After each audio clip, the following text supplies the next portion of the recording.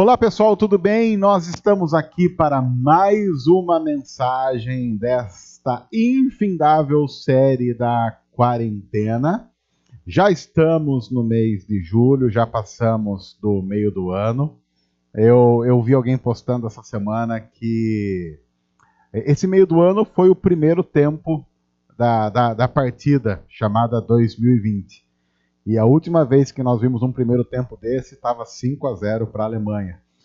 Então eu não sei o que o segundo tempo desse ano nos reserva, mas eu quero dar uma dica para você, inclusive baseada na mensagem de hoje. Ore, ore. Eu acho que nós vamos precisar de muita oração para enfrentar o segundo semestre de 2020. Enfim, nós temos toda semana tentado trazer uma mensagem que de alguma forma fale ao nosso coração nesse momento, traga uma palavra de Deus para a nossa vida. Eu espero que isso aconteça também a partir do texto que nós vamos ler e conversar hoje, que está lá em João, capítulo 17. Primeiro nós vamos orar e depois nós vamos falar sobre o texto. Senhor, nós colocamos nossa vida diante do Senhor mais uma vez, pedindo que o Senhor fale conosco através da Tua palavra, assim como o Senhor tem feito em toda a nossa caminhada. Nós pedimos que seja assim também nessa hora, em nome de Jesus. Amém. Então, como eu disse, nós vamos ler João 17. João 17 é conhecido como a oração de Jesus. Nós não vamos, na mensagem de hoje, ver o capítulo todo. Nós não vamos passear pelos 26 versículos desse capítulo, mas nós vamos fazer a primeira parte, do versículo 1 ao versículo 5. E os demais versículos desse capítulo vão ficar para outras duas mensagens. No próximo domingo e no outro domingo, nós vamos dividir essa oração de Jesus em três. Nessa primeira parte, Jesus orando por si mesmo, depois Jesus orando pelos seus discípulos que estavam por ali, e depois orando por todos aqueles que viriam a conhecê-lo. Então é isso que nós vamos fazer hoje, na próxima mensagem, na outra mensagem, dividindo esse capítulo em três. Nós estamos, como eu disse, diante de um fato importante. Pense que você, de repente, chegue num determinado lugar, seja ele qual for, e quando você chega naquele lugar, você dá de cara com Jesus. E aí você olha, você, lógico, estranha essa situação, você não imaginava que Jesus iria estar ali em pessoa, e aí então acontece que você chega bem no exato momento em que Jesus vai começar a orar. Eu imagino que se Jesus vai orar, algo importante vai acontecer. E se algo importante, se algo dessa magnitude vai acontecer, é muito provável que a gente iria parar tudo para prestar muita atenção nessa oração. Eu quero confessar para você que se eu estivesse num lugar e Jesus começasse a orar, eu nem iria fechar os meus olhos. Eu iria passar a oração toda olhando para ele, porque eu iria querer ver a sua expressão, qual é a expressão do rosto de Jesus ao pronunciar cada palavra. Eu ficaria, pelo menos naquele tempo todo, totalmente concentrado em tudo que está acontecendo ali. Imagine, Deus vai orar. Se isso não é algo importante, então, sinceramente, eu não sei mais o que pode ser importante. E nós estamos diante de um texto em que exatamente isso acontece. João 17 é o relato de uma oração de Jesus. E eu estou dizendo isso para que você tome noção de como é importante o texto que nós vamos ler. De como cada palavra desse capítulo de João 17 é importante. Então, pare absolutamente tudo o que você está fazendo nesse momento para focar nessas palavras. Porque sim, podem ser palavras que têm o poder de mudar a nossa vida, a nossa história, a nossa concepção a respeito de uma série de coisas.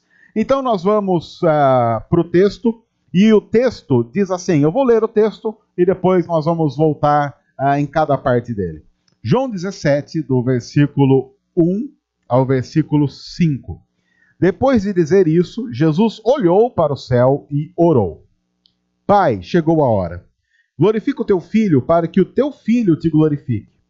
Pois lhe deste autoridade sobre toda a humanidade, para que conceda a vida eterna a todos os que lhe deste. Esta é a vida eterna, que te conheçam, o único Deus verdadeiro, e a Jesus Cristo, a quem enviaste. Eu te glorifiquei na terra, completando a obra que me deste para fazer. E agora, Pai, glorifica-me junto a ti, com a glória que eu tinha contigo, antes que o mundo existisse. O texto começa com uma frase importante para nós.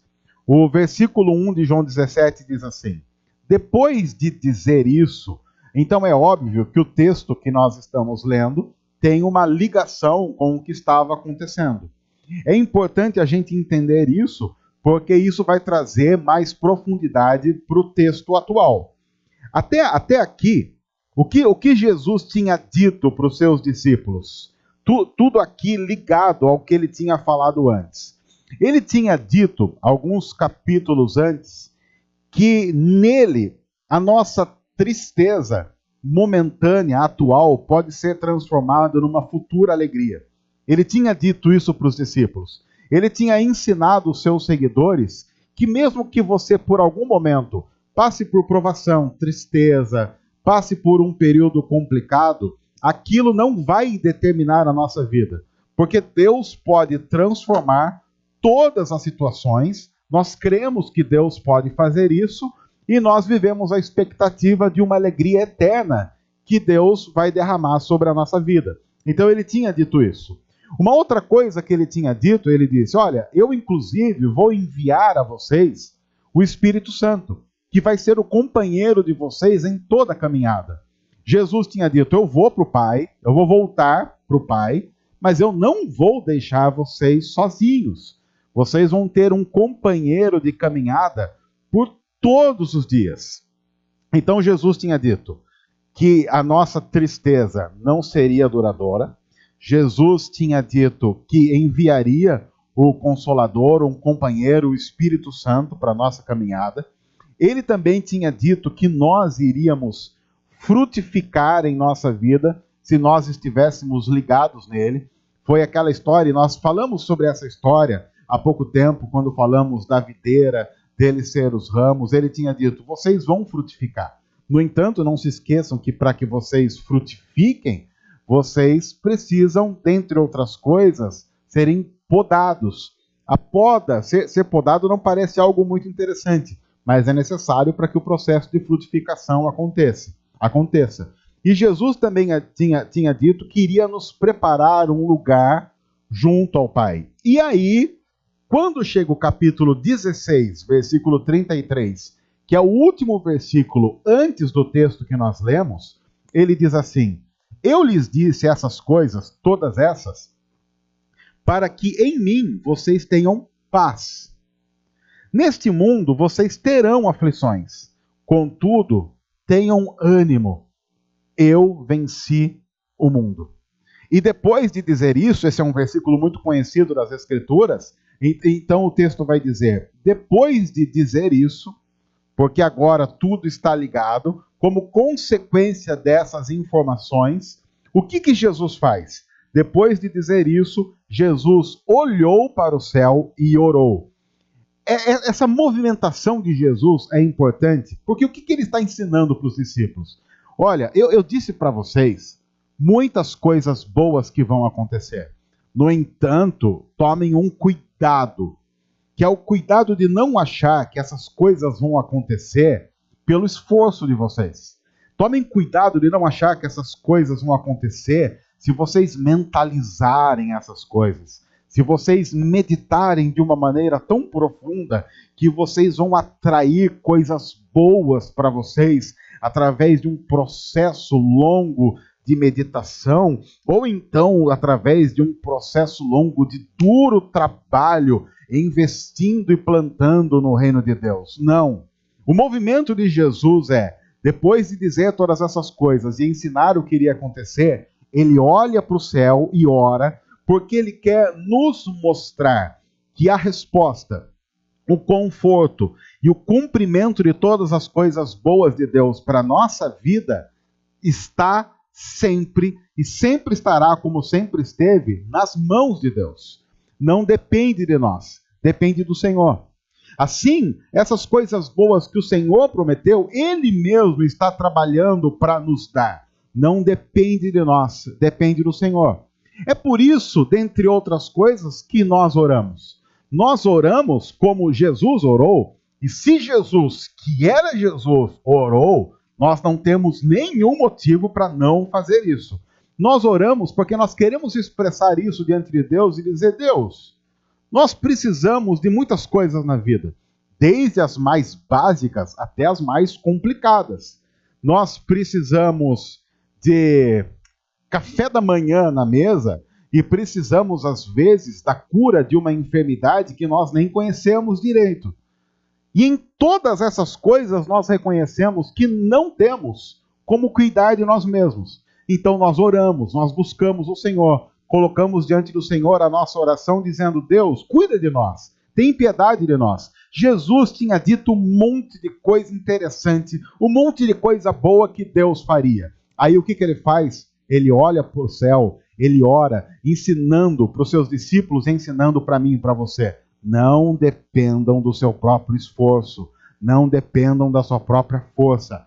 Busquem em Deus. Deus dá isso para vocês de graça. O Deus misericordioso derrama isso na vida de vocês.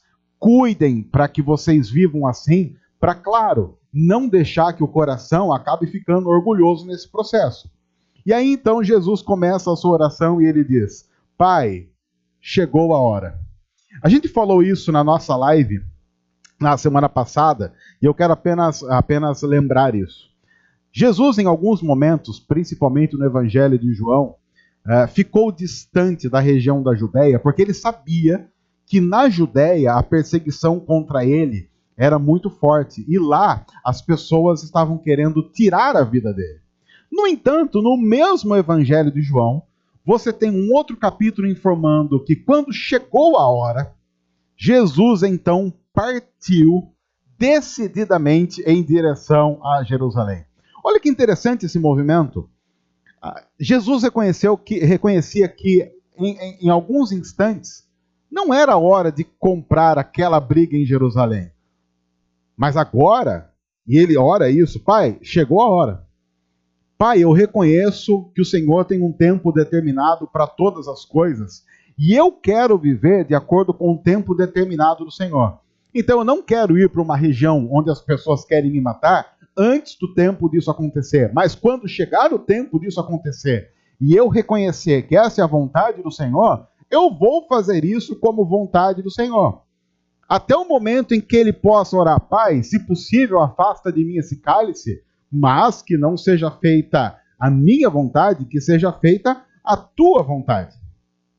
Jesus ficou longe de Jerusalém quando não era hora de estar em Jerusalém, e foi para Jerusalém quando era hora de estar em Jerusalém.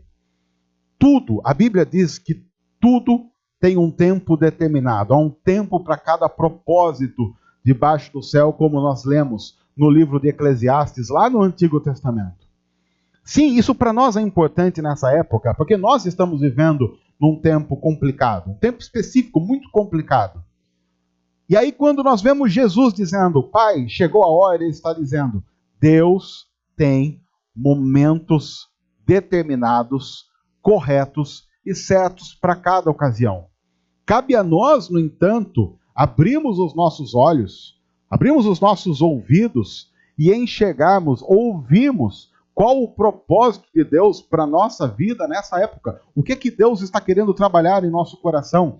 E veja o objetivo de Jesus nesse processo todo. Pai, chegou a hora. Agora, então, glorifica o teu filho, para que o teu filho te glorifique. Jesus está dizendo: Pai, a minha glória é a tua glória. A glória que eu busco não é uma glória egoísta. A glória que eu busco é a glória do Senhor. Então, Pai, me ajuda a viver cada tempo para que eu glorifique ao Senhor. Para que eu não use, inclusive, a desculpa de tempos difíceis para não glorificar o Senhor, porque os tempos são difíceis. Aliás, é importante lembrar que um dos momentos em que Jesus mais glorifica a Deus é o momento mais difícil da sua vida. Jesus glorifica a Deus na cruz. Jesus glorifica a Deus na sua prisão. Jesus glorifica a Deus quando está sendo julgado e torturado. Jesus mostra o quanto é importante glorificarmos a Deus em todas as situações e não usarmos qualquer situação como desculpa para que essa glória a Deus não aconteça em nossa vida e através da nossa vida. Mas vamos voltar para o texto. Versículo 2 do texto que nós lemos diz assim: pois lhe deste autoridade sobre toda a humanidade. Jesus dizendo sobre ele mesmo, sobre o Filho. É como se ele estivesse dizendo: o Senhor me deu autoridade sobre toda a humanidade para que eu conceda a vida eterna a todos aqueles que o Senhor me deu. E aqui o texto entra, não dá para fugir disso, num conceito teológico importante para nós, porém é muito discutido, que é o fato de que nós fomos escolhidos por Deus e dados por Ele a Jesus. E é por isso que, inclusive, nós estamos seguros com relação à nossa salvação. Porque a nossa salvação não depende de nós. Depende da escolha, da operação, da ação de Deus. Para que a glória seja toda de Deus. E aí, eu já quase que começo a ouvir alguém dizendo assim: ah, não, você está falando de predestinação? Me desculpem falar sobre um assunto bíblico. Eu concordo com alguns pastores que dizem: você pode questionar alguns aspectos, você só não pode questionar um aspecto. Esse assunto é bíblico porque está na Bíblia. No entanto, há algumas objeções que vão sendo levantadas sempre que nós falamos sobre o fato de Deus nos escolher. Do tipo: mas e quem não é escolhido? Mas então Deus vai mandar a gente para o inferno? E quem não foi? Geralmente só faz essa objeção quem foi escolhido por Deus e está brigando com Deus porque ele não escolheu alguém que ele achava que devia ser escolhido, ou alguém que ele acha que é justo, ou fazendo conjecturas a respeito disso. Eu conheço um cara, eu não vou dizer o nome dele, e nem dizer o nome da filha dele, porque eles tiveram uma conversa, esse meu amigo com a filha dele tem 7 anos, eles estavam conversando esses dias, e a filha dele disse assim: pai, e se o prédio que a gente mora cair? E aí esse meu amigo olhou para a filha e falou: como assim? Não, porque eu tenho medo que o prédio caia. E aí esse meu amigo falou: mas filha, não vai cair. O prédio ele foi feito de uma maneira segura, ele não vai cair, ele tem estrutura, ele tem uma série de coisas. Tá, mas então se ele pegar fogo? Se ele pegar fogo, ele cai? Aí se meu amigo falou: olha, filha, se ele pegar fogo, ele até pode cair, mas teria que pegar fogo durante um bom tempo. Não é assim que pegou fogo 10 minutos, cai. Do tipo, sei lá, alguém tacou fogo no fogão de um apartamento, caiu o prédio todo. Não, isso não vai acontecer. Mas e se a parede começar a rachar?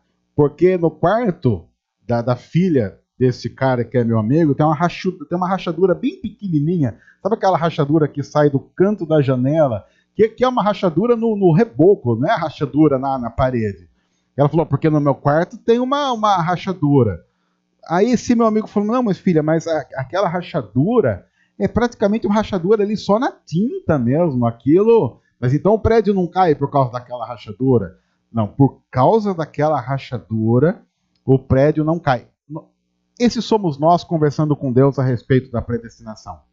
Ao invés de aproveitar a casa, a gente fica buscando desculpas para não aproveitar a casa, achando que a casa vai cair, nos esquecendo que a casa não cai porque ela está segura em Deus.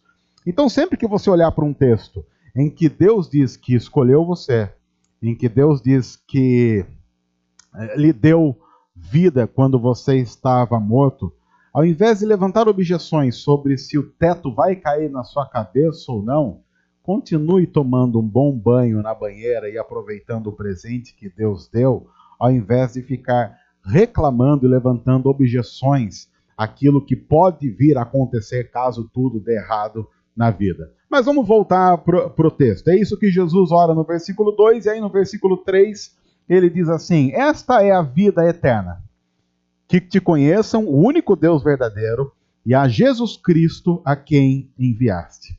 Essa é uma informação importante de Jesus, porque Jesus está respondendo uma pergunta fundamental: o que é a vida? Nós falamos sobre isso também há poucas semanas, numa mensagem que acho que nós demos o nome de No que consiste a vida.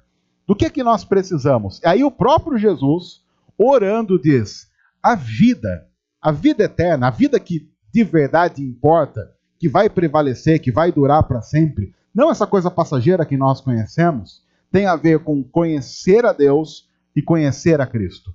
E lembre-se de algo importante. Na Bíblia, conhecer a Deus, a expressão conhecer é algo sempre muito mais profundo. Tanto é que você tem, principalmente no Antigo Testamento, quando está escrito que fulano conheceu fulana, quando um homem conheceu uma mulher, conhecer não tem a ver apenas com saber o nome, saber a idade onde a pessoa nasceu. Conhecer alguém tem a ver, inclusive, com relacionamento sexual. Tem a ver com conhecer cada detalhe da vida da pessoa. Então nós não podemos nos esquecer que quando a Bíblia diz que nós devemos conhecer a Deus, está claramente pressupondo um relacionamento íntimo com Deus.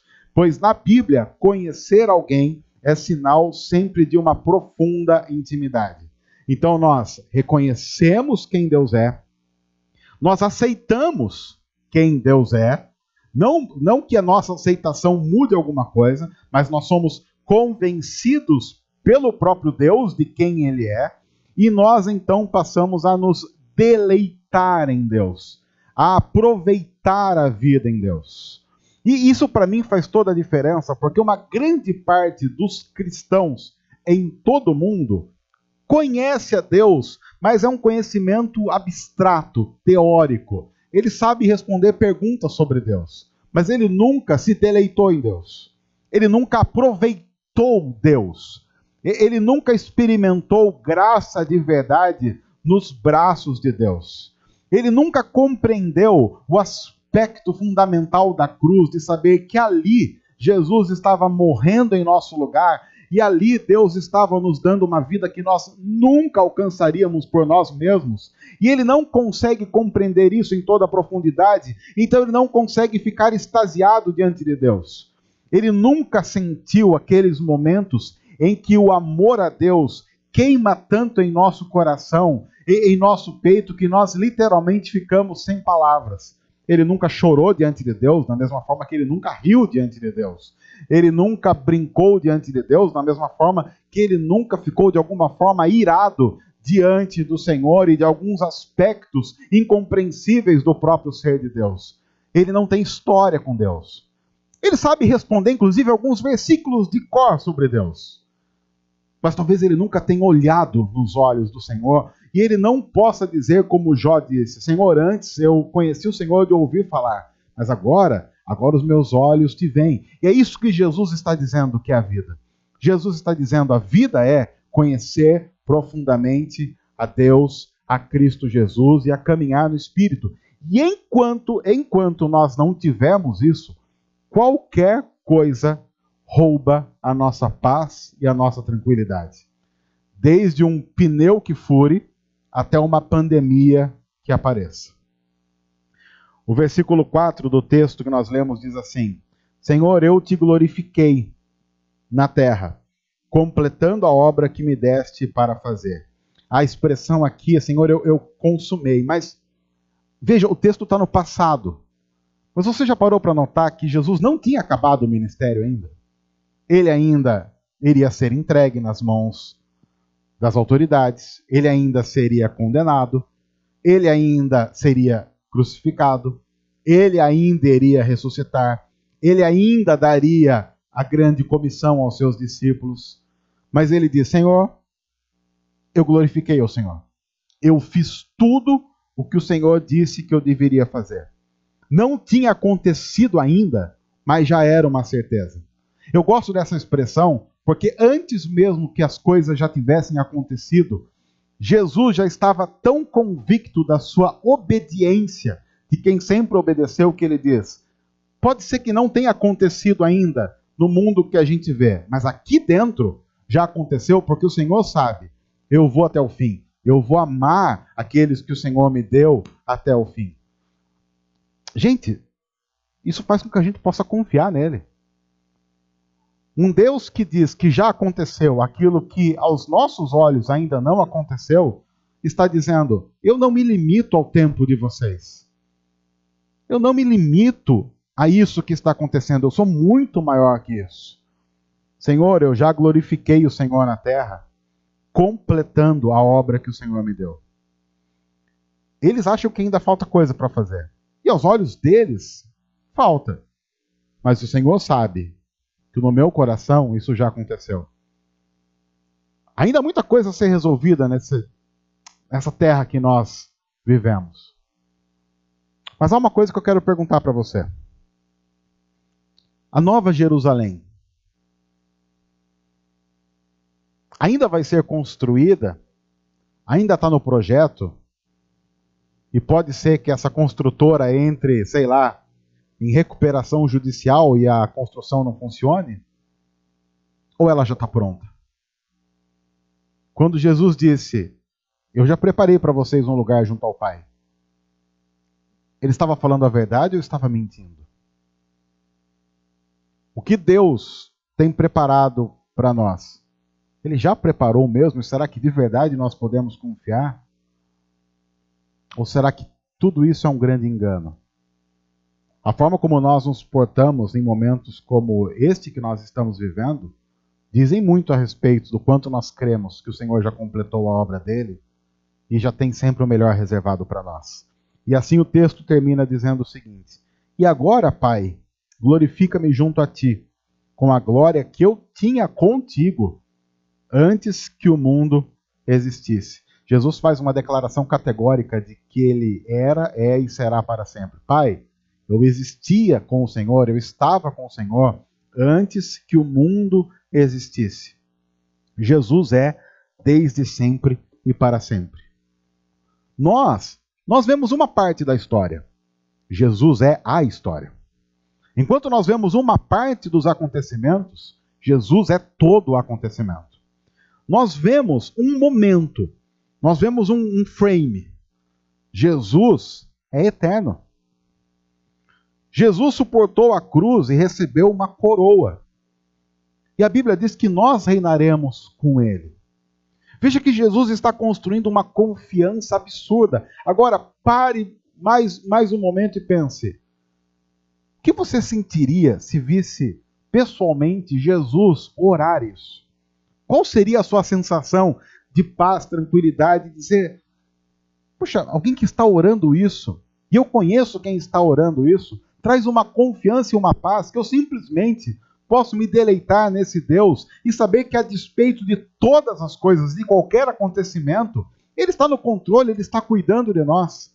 Aquele que era com Deus, está com Deus e estará com Deus desde a fundação do mundo e todos os dias, eternamente, está cuidando da minha vida. A Bíblia diz que ele nunca perderia qualquer um daqueles que Deus desse a ele. Isso inclui a minha vida, inclui a sua vida. Inclui a certeza de que, numa pandemia como essa, nós somos abalados, mas o nosso Deus não é abalado. E nós confiamos no nosso Deus que não se abala. Nós olhamos para a história e pensamos assim: será que essa pequena rachadura no canto da janela vai derrubar o prédio?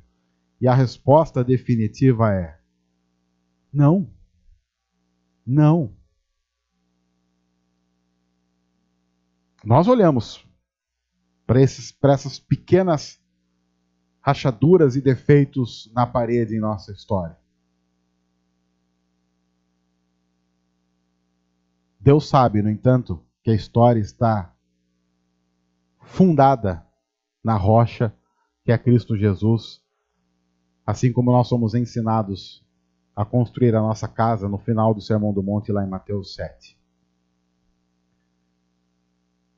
nós reinaremos com Ele. Depois de toda tristeza, depois de toda luta, depois de tudo, nós reinaremos com Ele, diz a palavra do Senhor.